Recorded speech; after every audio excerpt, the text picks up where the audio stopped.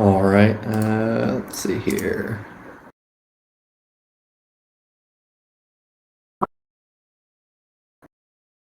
I think we're just waiting on Sergey to really get started. I'll also let maybe 1 or 2 more minutes roll in so we can get some more people here. I don't want anyone to miss anything.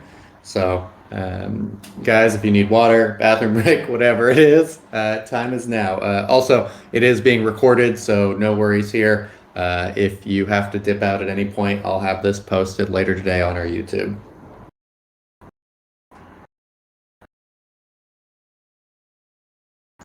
Chris, for testing, can you hear me? Yeah, I can hear you. Can you Perfect. hear me? Awesome. Yep, I can hear you. Good. And there's Good. Sergey. All right. Sergey, welcome. I'm just giving another minute to see if any more people roll in, and then we'll go ahead and get started. Hey, excellent. I see one hand up, Ahmet. We're not going to be taking questions until towards the back half of this conversation, so I see your hand up, but I won't bring you up for a bit.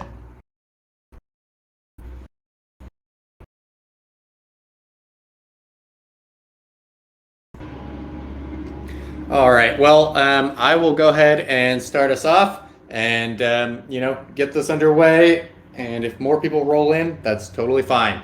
So thank you everyone for joining today. It's been a few weeks since we've done this. The craziness of the test to earn event pushed this out just a little bit, but happy to get back on track with this. A lot of exciting things to cover today. So I'm just going to go over briefly what we'll cover today, and then we'll dive into each one of these topics. The first one, testnet recap. So just to give you guys a little bit of understanding of what happened, what we identified as potential ways to improve, what went really well. We'll dive into that. We're also going to talk about the Adalian Creators Collective submissions. There's a lot of really cool submissions this month, and I want to make sure to give a few of them highlights. Next week, we'll do a call specifically on the ACC projects. So we're not going to be covering them too in depth today, just kind of an overview. And then, of course, the roadmap ahead, what we're going to be working on. I think first off, Chris, do you want to chime in and give a few details about the testnet and what the dev team uncovered and what you think was really successful? Sure. Yeah, so I mean, covered some of this, but in general, I think that the test went very well. There were obviously issues that we identified both in influence in the game as well as in the bridge, primarily in the bridge. And we also identified some issues, I suppose, with StarkNet's testnet and its overall performance. So it was pretty exciting to kind of be part of a stress test for the network as a whole, and not just our network.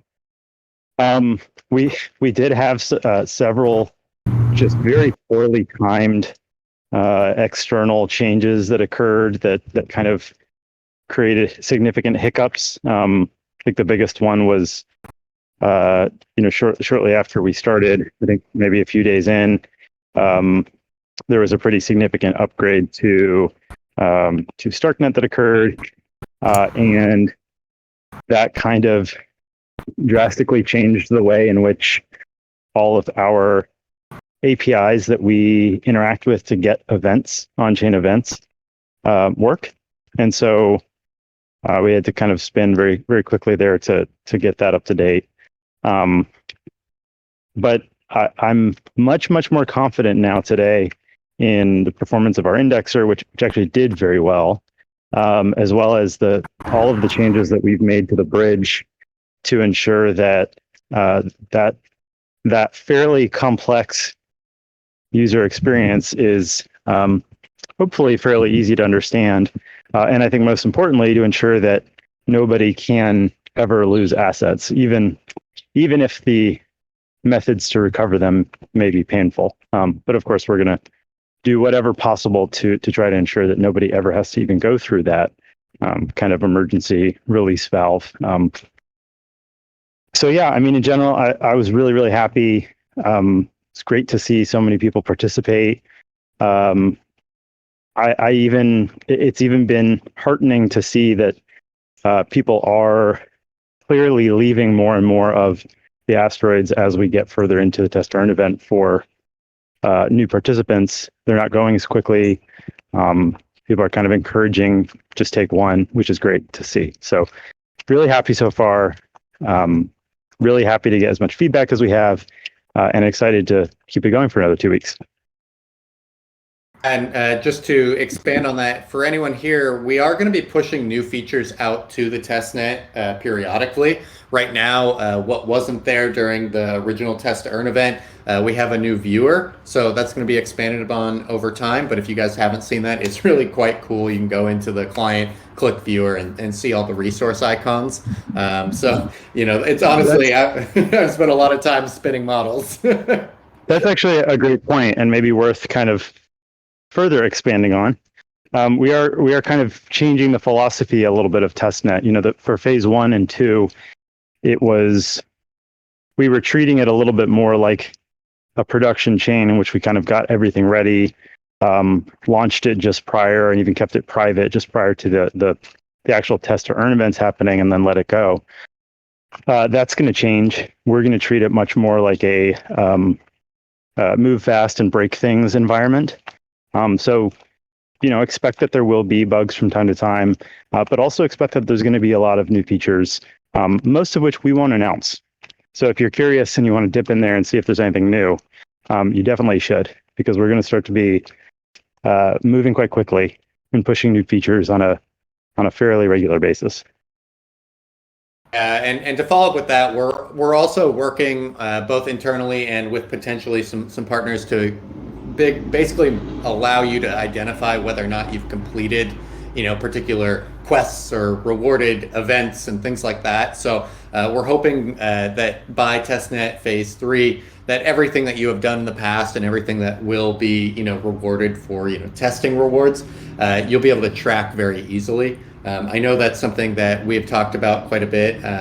We were trying to figure out the best method to do that, and I think we've honed in on exactly that. So look forward to seeing, the quests and the rewards and everything that you have done so far more visually. I know right now it's kind of just tabulated in your head, like, oh, I did the things, I've earned some rewards. We do know that, that's not the best method, and we're going to be improving on that. So just look out for some announcements around that here. I don't know exact timelines for when that'll happen, but we are working on it in the background just for everyone to understand. So I think the next topic that we can very easily lead into, we'll do ACC projects last, and we'll move to the roadmap ahead. And talk about what we're working on now. As Chris kind of mentioned already, is that we're moving fast, and we're okay with pushing features to testnet as we complete them. So you guys are going to see a lot more. But what exactly are you going to see? Chris, do you want to potentially lay out a few of these things? Yeah. So our goal for the phase 3 of testnet. So when we do put a little bit more formality around what we're asking for people to try to break. The goal there is for everybody to be able to start utilizing lots via the 3D interface on Adalia Prime. You're going to be able to effectively squat on the lots. The leasing system won't be fully fleshed out, but you'll be able to use the lots on Adalia Prime that you'd expect to. You're going to be able to core sample. You're also going to be able to build extractors, potentially warehouses, and play with the moving of goods across the surface of the asteroid. Additionally, we're also shooting for having both the ships and buildings in game, in addition to, I think, about 40 more of the resources, which will start to get us pretty close to completion on the resources. And we will likely be at completion for ships and probably buildings. So that's kind of the goal for phase 3. The other goal for phase 3, which will be a little bit less visible, but I think is quite important, is that our intention is by the end of phase 3 to have the StarkNet contract work complete for exploitation.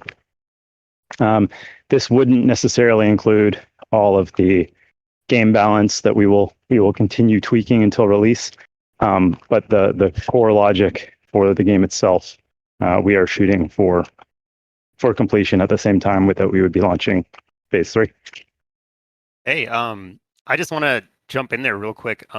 Just possibly to tie a couple threads together with regards to this testnet thing and how I understand it. When you said, again, just to clarify for the community, we're going to move fast and break things. We are going to push features to the testnet, possibly sometimes without announcing them, because there's this interesting, I think, difference between the big public test, which is phase 3, which we will definitely announce, which we want everyone, to come participate in. There's going to be, it's a kind of a milestone test release for us, but up until then, we're going to be using the girly testnet to push stuff as we see it, like a little bit one by one. And I think, as I understand it, it's going to allow us to test stuff internally, but because there's this kind of fungible membrane between, we're building this game together with you guys and we're testing it together. So sometimes you might log in and there'll be stuff in the testnet that we maybe didn't announce because we're like working on it, internally or whatever, or JP hasn't really got his eyes on it. So it'll just be fun to discover that on your own, but we definitely will still be hosting big public tests. And absolutely, and feel free to play with stuff. Don't feel like you might break things and break them and then let us know. But don't be shy about playing with them. It's intended. If you're in there and there's a new piece of functionality that you want to play with, then please go for it.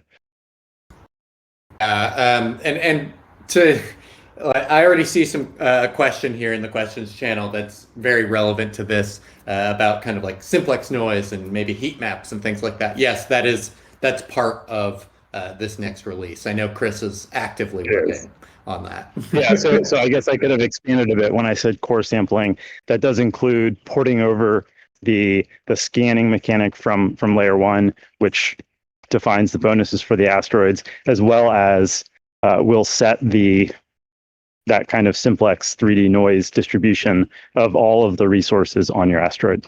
So that will all be in place as well, and is kind of a prerequisite for proper core sampling. Yeah, you're not going to be sampling blind. Not just going to be digging into a random part of the asteroid and see what minerals come up. Yeah, so I think before we move on to the ACC stuff, Sergey, I would love it if maybe you want to give some color to what you're working on and what the art team is kind of doing that's in a line with, our roadmap for features and what's exciting there. Sure, I do. Just before that, though, I did want to take 5 seconds to quickly give a huge shout out to the ACC stuff. Just on their own. I know we're getting to it, but I was just so thrilled to be reading over these submissions. They are incredibly awesome, and they've really been reviving my kind of faith in Web3 and just this whole movement, because I've never been a part of a community as active and as technically capable as the one we're seeing, and it's truly it's blowing me away, and you guys are really just killing it with these submissions and are a huge force multiplier basically on our fairly tiny dev team as far as games go, and it's just really incredible to be a part of something, this kind of movement, which can I think really show that small teams can go really far in the world of Web3 when they're amplified by this mutually beneficial ecosystem, supported by DAO governance. It's really awesome. But yeah, I'll move ahead and do a little bit of an art update for you guys. So it will start with this resource viewer. We kind of have we have things firing in all cylinders across several asset fronts.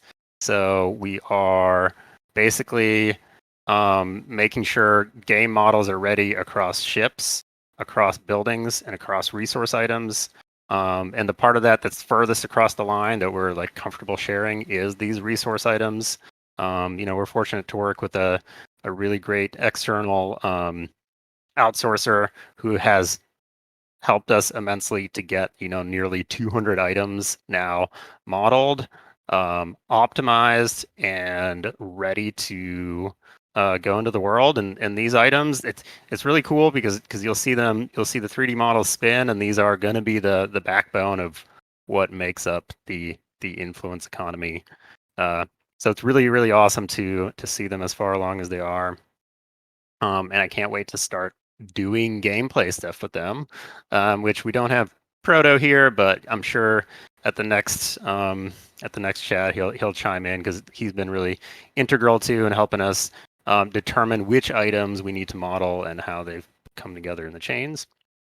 But yeah, we have nearly 200 items, and I think that represents about 75% or so of the items we'll have at launch. So gonna have a little bit more, but get in there, check out the items that are spinning, and then we also have pretty good progress, but not quite ready to throw into the model viewer because they're still not as optimized as we'd like them, but we'd have pretty good progress on the ships. We have all 3 ships modeled. We are in the process of like reducing and optimizing the last one, the light transport. We are in the process of exploring how these ships look like when you're going to spin them in the model viewer, what they're going to look like in flight, when they're orbiting. We're looking at thruster VFX, all the fun stuff that basically will help bring the game universe to life. And then you guys have probably seen JP's been posting as we get them out the concepts for the buildings, the 9 buildings that we have right now. Is it 10 with the farm now, actually? I think it's 9 with the farm. Okay, awesome. Those are coming along, and those are actually the most complex assets, and are taking the longest to basically chew through on the 3D side, to reduce them and make them performant enough to be game ready models that we can drop into the viewer. So those will be coming online probably last of all, but definitely we're also aiming to have them ready for the core sampler release. Not all 9 buildings, of course, but just the ones needed to test the basic functionality of getting resources out of the ground and sticking them in a warehouse and eventually trading with other players. So And also, yeah, I'd say, mhm. just going to say, by the way, we are we actually got the first look yesterday at the like truly in progress in-game and engine 3D view of the asteroid with all these telemetry lines and bloom. So that was super exciting, and I hope we're going to be able to share that with everybody very shortly here. I'm glad you mentioned it. I was quite hyped. That was just came on board. Our front end engineer, Patrick, had just done a massive amount of work to both. Okay, there's a number of things in what he showed us, which I can't wait. It's basically kind of a general 3D engine improvement. But he fixed this like gamma overbloom issue that we discovered in our whole scene. So like the Milky Way in the background now looks more correct. The darkness of space, the way the sun casts on the asteroids looks more correct. And we finally got a preview of, I don't know, a couple months ago. So I made that mock-up with a bunch of like blue lines spinning around an asteroid that kind of shows its inclination and all the orbital factors live. So that was just a mock-up of kind of where we wanted to go with the game, and he finally showed off a lot of those lines live and active and pointing to, if you would switch asteroids and you could actually see, have a better idea of like where the direction your asteroid is pointing in, where the north and south poles were on it. really, really cool stuff. I I don't know when it's coming, but maybe just keep an eye out on testnet. You might be surprised one day we'll just enable it. Yeah, it was hard to stop smiling watching that.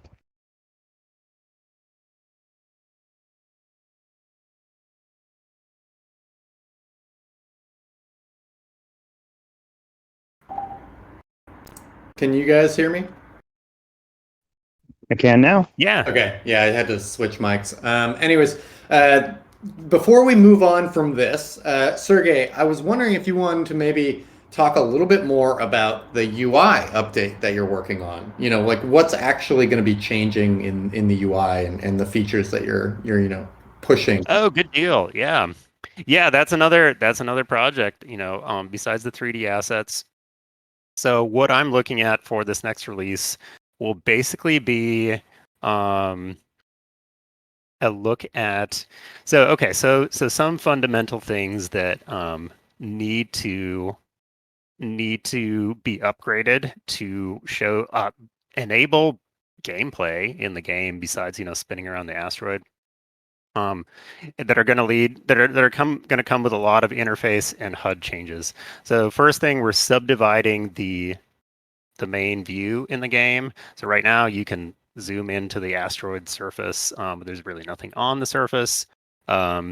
We are going to have like a layered zoom in system where you are the outermost layer is the belt. You're in the system view.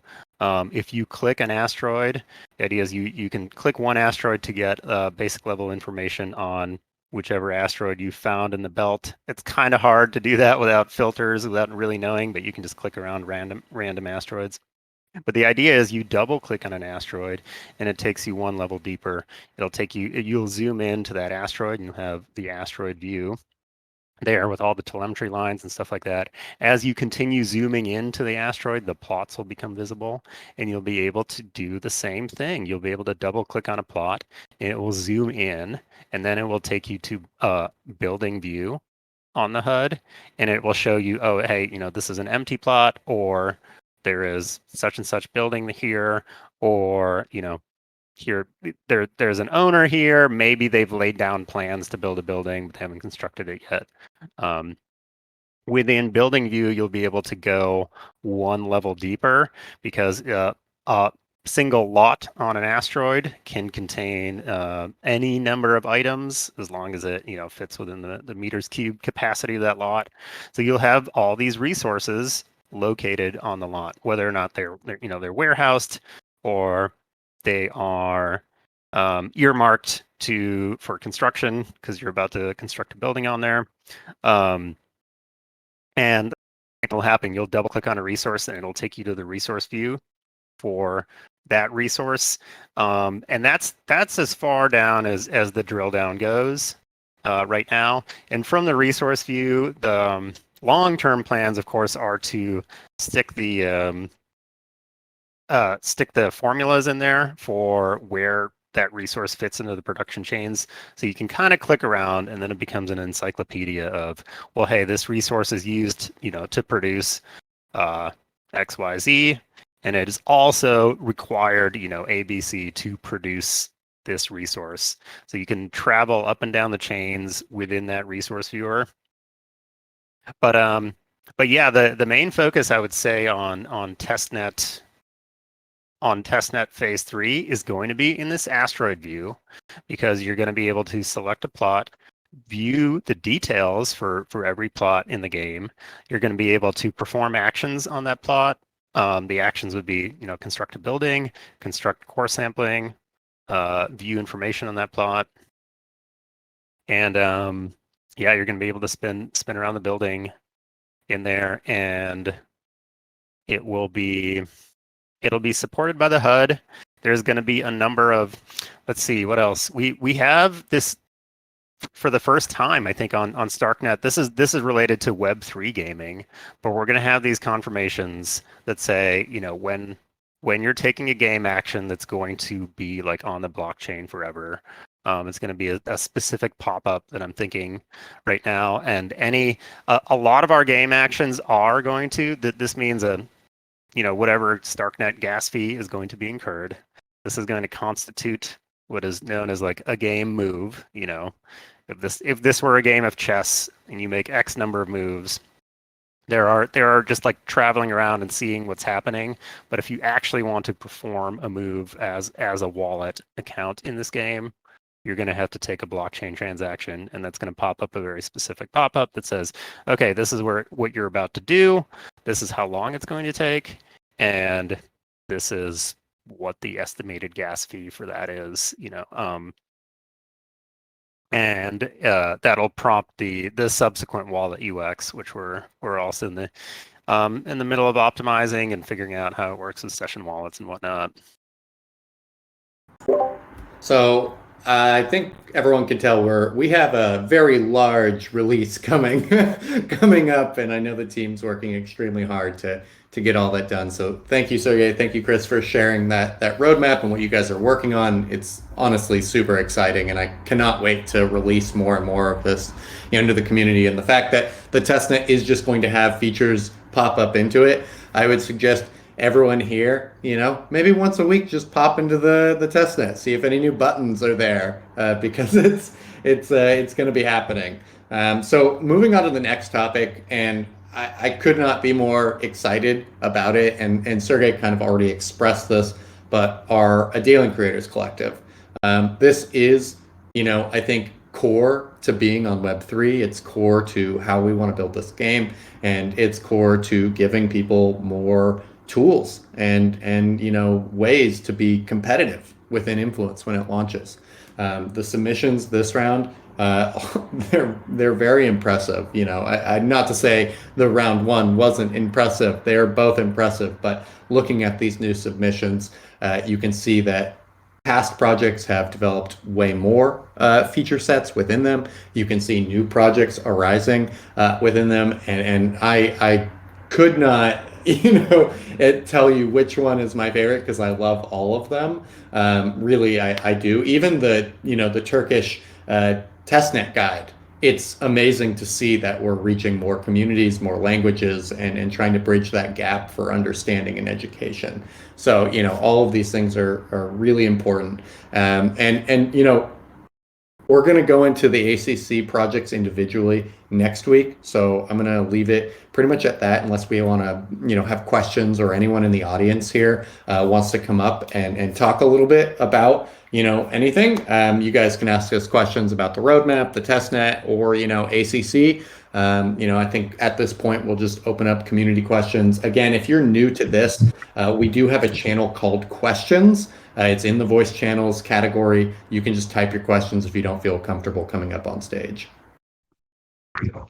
Before we start, I wanted to follow on a little bit on the ACC and the projects, and I just it's so incredibly exciting to me, because I think this was one of the things that, thinking back to my time playing Eve, and when I kind of originally had this poorly formed idea that would later become Influence, one of the things that I was always hoping was that the idea of a game client wouldn't be so restricted to kind of the one piece of software that's released by the developer. I love this idea that over time, the game client for Influence is just sort of this collection of various different tools, and you can kind of choose your client based on the way that you play and what best fits your strategy. I think it's one of those things that, at the end of the day, Web3 is really making possible. Maybe this is one of those things that could be possible with traditional games, but the reality is it's just never really been done or embraced to any significant scale. But with Web3 games, with the fact that we're a 100% on-chain game, any of these projects over time could decide, hey, now, rather than being a tool to view my data and understand it better, well, why not just start taking action from a different tool, right? I've collected all the data I want. Let me just go ahead and take an in-game action based on that data. on a ACC project rather than Right. in the quote official client. And I just love that concept because, I almost think it's hubris for a lot of game dev teams to think that they can fit everybody's use case with one piece of software. And so the fact that we can try and enable all of us to build around the same core set of game logic is just really, really cool. Yeah, I'll just second that. Super duper cool. I mean, I remember when I was working on Eve, and I worked on it for like 5 years too. There'd be stuff stuck in the backlog. I mean, it's just so hard to chew Yeah. through an endless backlog as a dev team, and then you have all these other competing priorities. And there'd be stuff that I would look at and be like, "This is awesome. They've been asking for it forever. Why can't we get around to just building this thing?" And Absolutely. in this case, we literally, I mean, Chris super often just reminds me that, like, a lot of the stuff is going in the API. We're essentially building a database, and we're building what we think is a pretty good, like, visual shell to make that database, fun to play in. But ultimately, anyone can connect to that database and build their own HUD and shell around it to do to expose different relationships between these assets that we may have not even thought of. Really, really cool watching it come to life. It really is. I mean, it's something that I've been keenly aware of when you go look at, like, for example, Adobe features. You have communities that have been voting on like a simple feature to what most people think is a simple feature for like 6 years, and none of the teams have like Yeah, I even know. responded to it. And so the fact is, like, the inevitability is that we can create kind of a community treasury in a decentralized, organization that can award bounties to different features, and community can vote on which ones they want. They can vote on, and you can propose how much, you need to produce this feature, whatever it might be. And we could essentially have a network effect of having thousands of developers working on Influence if it ends up turning into that. And there's no limitation in terms of, like, oh well, the team doesn't want this. It's like, well, there's no stopping anything from being built, to be perfectly honest. Right. Right. Yeah, And the we're bounty. gonna try to enable it as well as much as possible, right? Like I mentioned briefly today in general that we're gonna be making some significant steps forward with what is today the Influence utils. It will become just generally an SDK. We're going to provide images under Creative Commons license. We're going to provide basically like a login with Influence capability if it's of interest, to the point where even if you wanted to, build into a tool the ability to modify your watch list, that's something that's not on chain. But this would give you the ability to let people manage their watch list from your app. And there are, many other examples of that as well that we could go into. But I think it's just so important to enable that, because I think that's one of the things that really makes Web3 gaming, and especially on-chain gaming, so special. So diving into some of the questions that this topic leads us into, Darius, you've got, will buildings and ships be downloadable in real life size for importing into things like Unreal Engine? That's probably a good one for Sergey. Yeah, I mean, I'd like to. This is also for Chris. With regards to like the models and the vertex data, yeah, this is again a thing about us being a small indie studio, and we can do stuff that like the big publishers might be reticent of doing, which is giving away your game's assets for modding purposes, or just like for use in other people's artworks and stuff like that. So I'm very keen on doing that. We already have a pretty good collection of high resolution assets, and we're getting them pared down to game resolution size. But there's been discussions about like, well, what do we do? Because we want to, we're still paying the costs for serving the game assets centrally from our servers. But at some point, we might have a high resolution texture pack, a high poly count model pack, and I'm definitely keen on releasing these out into the wild as soon as we can. Chris, did you have anything you wanted to add to that, and maybe more specifically on the actual dimensions of the assets? I think that might. The dimensions are accurate. So they're modeled in, they're accurate dimensions. If it's supposed to be a meter, it'll be a meter. I will say that they're not necessarily being optimized for sort of walking around in them. So it may be the case that as we go forward over time, we want to add detail to them. If people are wanting to walk around in them, which is pretty cool. But yeah, I mean, there's certainly a lot of opportunity for that. As many of you know, you can already download your Asteroid models and play with those. So we're going to keep pushing along that direction. The first thing that we will release that has been clear, and it's very very straightforward for us to release, is those 2D versions of these assets under Creative Commons that we'll release as images. But we'll keep pushing along in that general enablement direction.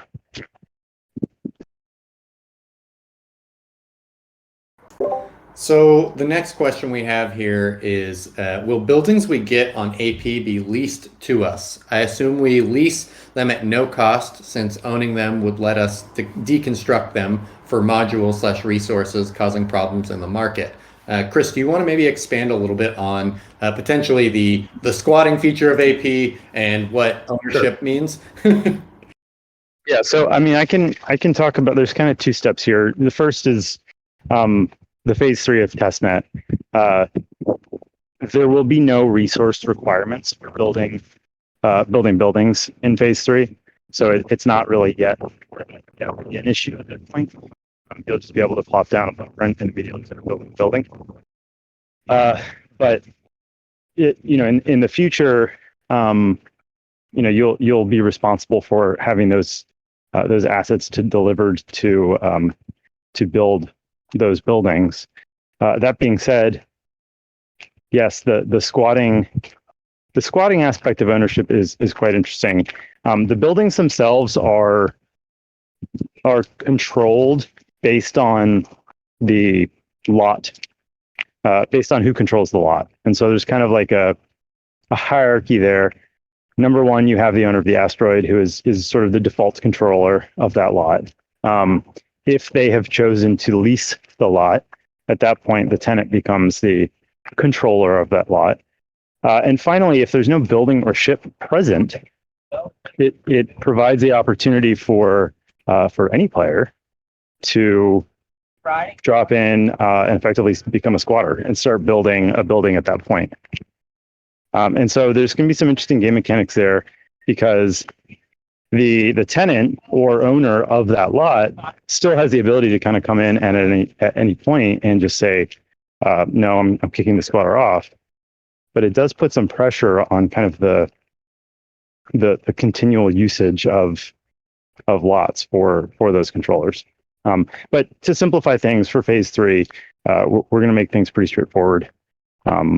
Everything will be squatting, so we won't be explicitly leasing lots on AP initially. We'll set a per address limit on how many lots can be controlled, and then buildings won't require any resources initially to build.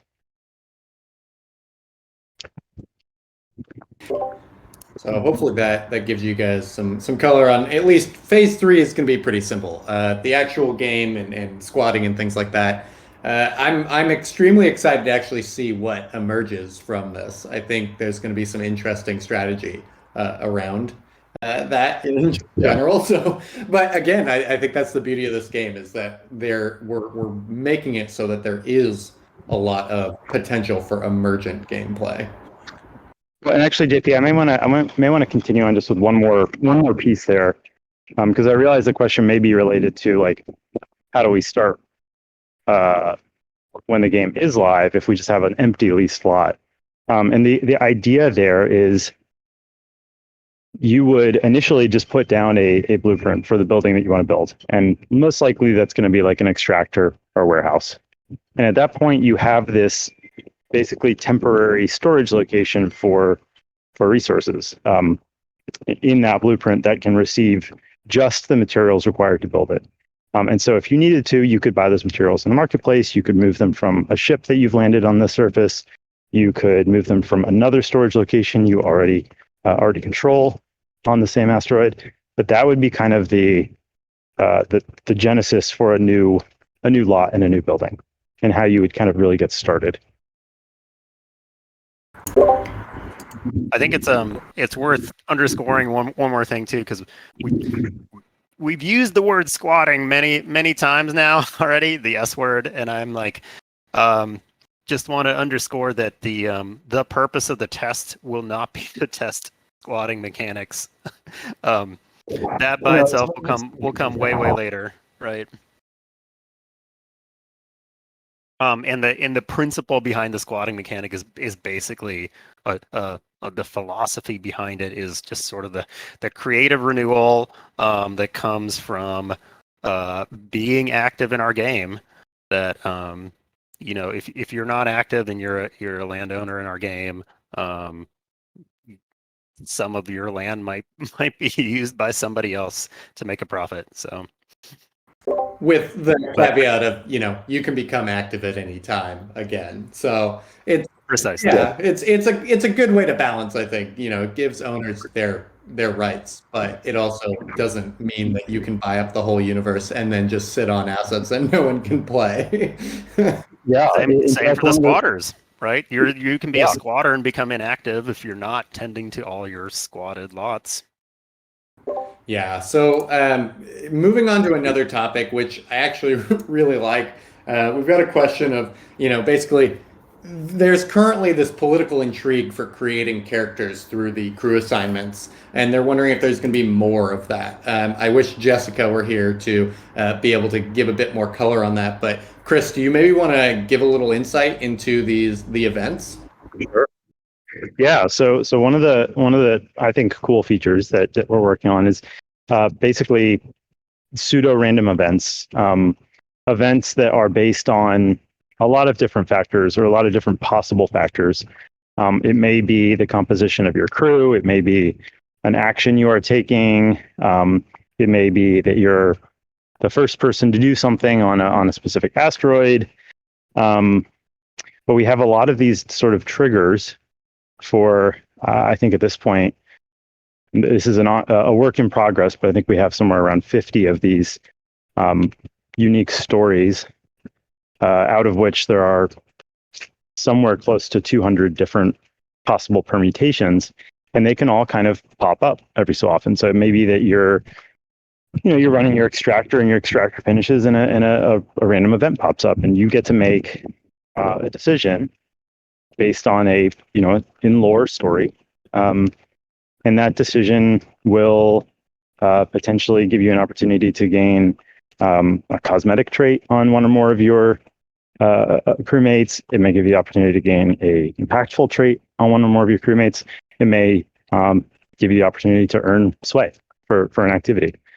And so we're really going to try and take advantage of this event system, not only to add to the richness of the lore in game and that general political intrigue, but also to drive your character's evolution and to integrate into the kind of activity incentive system so that we can at least subtly drive the economy to ensure that the game is growing in a healthy way. So Kimmy, you're up here. You got a question? Yeah, hey, how are you guys doing? Good. Doing well. How are you? I had a couple of questions. The first one is about I tried selling some assets on L2 on the marketplace, and I noticed the fees were at 13%. Was that, I know of course this marketplace has different fees than OpenSea, but has it always been 10% for the creator fees? It has not.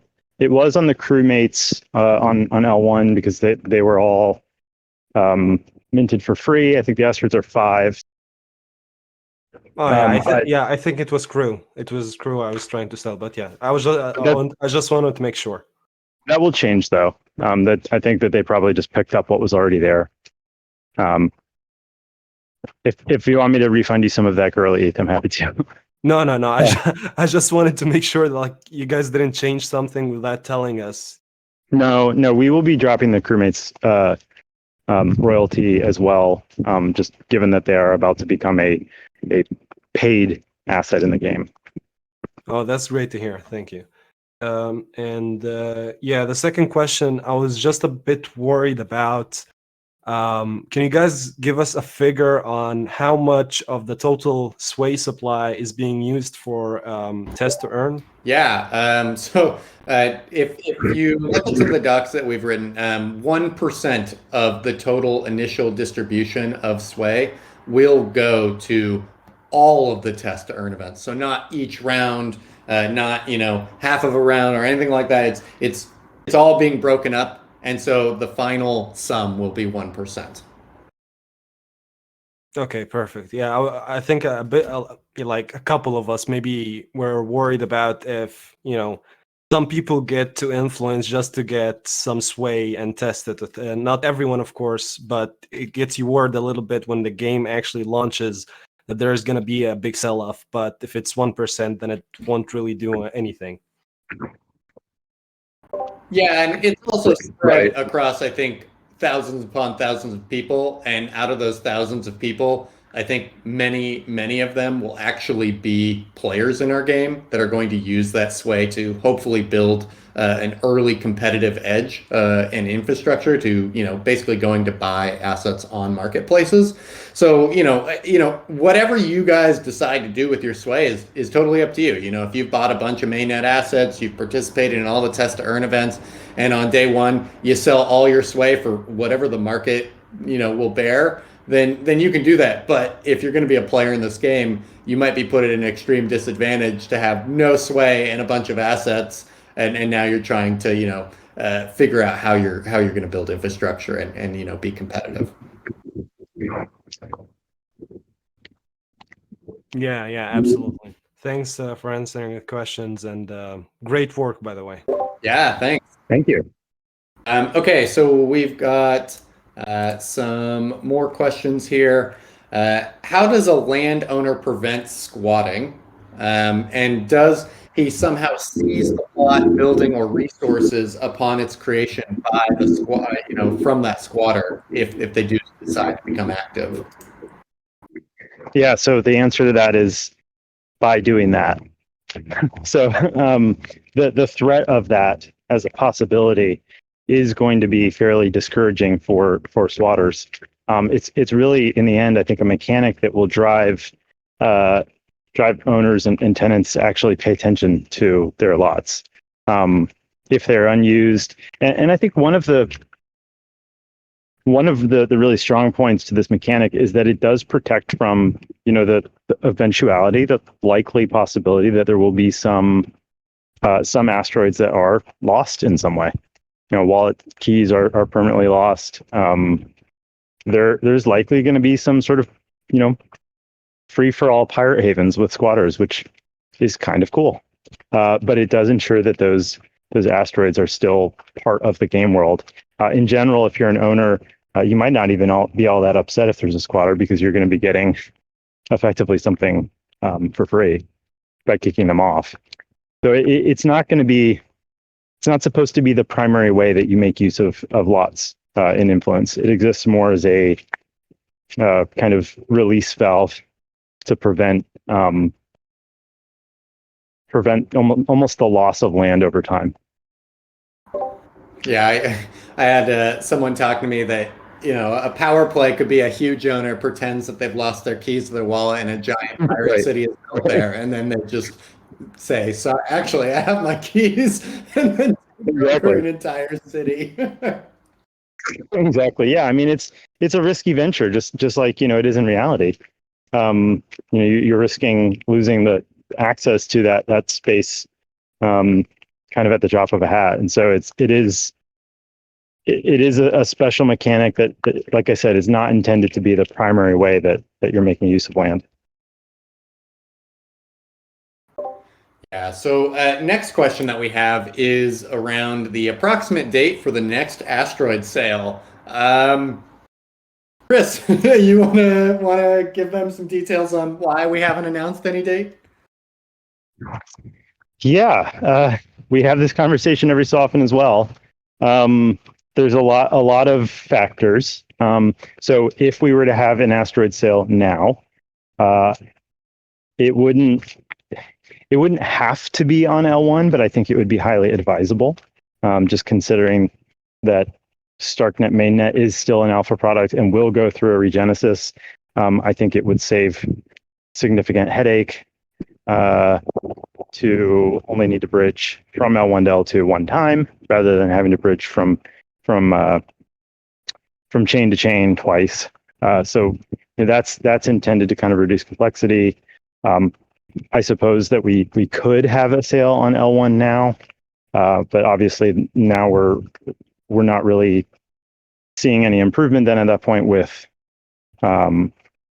gas fees, with ultimately the gas fees that will have to be incurred to bridge those assets. So we have been kind of intentionally holding off until the game is more mature, and potentially even all the way until exploitation is launched. So we're kind of playing it by ear. I think the earliest it would possibly be, if it is prior to the launch of exploitation, would be after StarkNet mainnet goes through its regenesis and relaunches as its true production chain, which is right now targeted for mid Q4, so November. Yeah, I think personally, how I look at it is the next time that we release asteroids, I don't want people to have to think about where they live. I want them to be, okay, I own an asteroid, and this is where I'm going to be taking actions in the game. So whether or not that's before the game launches or at game launch, I think the intent here is to just, one, save people gas fees and make it easy to understand. If we want to onboard a lot of people that have not used Web3 before, you guys could probably tell from the test to earn events that bridging was the thing that we got the most questions and confusion around. And so, that's not exactly a good experience if you force someone to have to bridge something just to play a game when it wasn't originally stated. Now, all the assets that have been sold prior to, today in April and September of last year, everyone knew they were going to have to bridge assets at some point. And so, we feel pretty comfortable about that. But limiting how many of those need to get done is I think, a pretty important piece. So another question that we have here is, in the future, would it be possible to use Sway on secondary marketplaces or a marketplace to sell crew and Asteroid for Sway? I think that's highly likely. I'm sure that if you've looked at OpenSea before, you'll have probably seen assets from projects that are sold in the game's native token. That's something that we are discussing with both Aspect and Mint Square, and I think that you could expect that it'll be possible for you to list these or purchase them if they are listed in Sway. Yeah, I think what people definitely need to understand from that is that while you can do that, people who are playing this game will understand that things are location bound. So in my opinion, it's probably always best to use an internal marketplace, because you're going to know, like, I need to go to Asteroid 1, 3, 4, 5, 6 versus like, I bought this thing on Aspect and I did not realize it was the entire belt away from me, and now I have to go get it. Yeah, although we will make sure that the metadata for crewmates and for asteroids are kind of already their location, but at least the metadata for crewmates is very, very clear about where they are, so that you're not scratching your head. Yeah, it's not that it won't be clear. It's I think the visual aspect of the game will probably enhance their ability to understand these things. That is true. But the freedom will be. Aspect is probably not going to build a belt viewer into their marketplace. We'll support them if they do. Right. I don't think that's the plan for any of them, though. So What's the worst case scenario? How many weeks do you have to wait until your asteroid swings around? Right. Well, it depends a lot. I guess if worst they're was- co-orbital, yeah, that would be the worst case Yeah. scenario. Worst case is probably flying across the belt and having no other option, which doable but painful. yeah, it'd be interesting to see like a delivery business where like you pay the sway to another company and they give you a delivery charge and then they actually just like transport the goods directly to you. Yes, that's a great set of contracts that I'd love to see an ACC submission do. Yeah, I know. Admiral is working on some tools around just like kind of the travel board, but this sounds a little bit more complex. But Admiral, if you're Oh listening, God, we're gonna have Eve contract before we know it. I mean, that's the thing, right? Eve contracts were cool, but there was always this sort of frustrating pieces where you realize that there was just a lack of flexibility and like a lack of escrow options. Like there's nothing, basically nothing you can't do. If you want to write a contract to have them, an incredibly complex set of requirements, you can do that. So it's super exciting to me that we can have like such a robust ecosystem around contracts, around the markets, around even like what Guildly is working on with defining almost custom alliance contracts with various different permissions for which groups within the alliance can take which actions on which asteroids.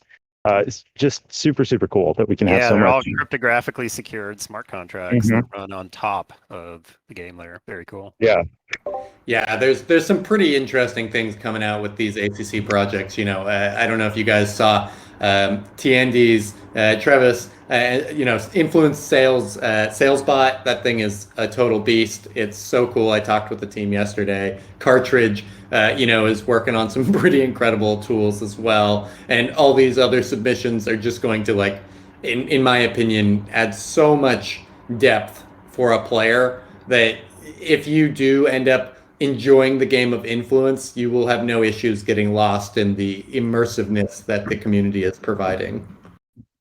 Absolutely. So we are coming close to time right here. Let me check here with questions, but this will probably be our last question. Appreciate everyone here attending. Will DAI still be used in the treasury as a hedge? Yes, it will. So given the way that the DAI, well, I say yes, it will. Maybe it's a different stable coin. Obviously, we'll be watching what happens there. But my assumption is that there will be some sway to stablecoin pools, and depending on which one becomes the dominant one, maybe it's USDC. We will likely be keeping a chunk of that in the treasury as a hedge to help kind of ensure the stable-ishness of sway over time.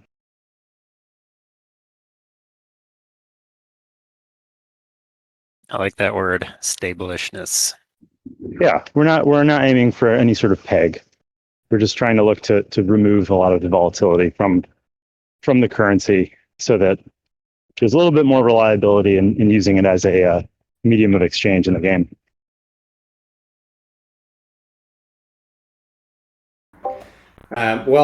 Thank you everyone for attending. This has been a lot of fun. I know we've covered a lot today. This one's pretty meaty. So hopefully everyone got their questions answered. You guys learned a little bit more about where we're headed. And again, thank you to all the ACC submissions. I'll be contacting most of those teams later today or tomorrow to try and arrange a mutually friendly time for potentially getting all these projects more clearly defined by the team that the community can come and listen to for next week. So stay tuned for that. And again, if you guys are trying to still acquire an Asteroid on testnet, I did just post the event for next week when we will be launching the next 500 asteroids. We are targeting 7 p.m. Eastern time, so 4 p.m. Pacific Standard Time, and whatever that means for you, wherever you live. This is a bit more of an Asia-friendly time than our previous ones that have not been so friendly to that. So, if you guys are in, Asia-based time zone, then you guys will have a little bit more friendly time acquiring an asteroid. So yeah, that'll be it. Thanks everyone. Have a great day. And if you guys only caught part of this, I'll get this up on YouTube, hopefully in just a little bit. Cool. Thanks, everyone. Thank you guys. See ya.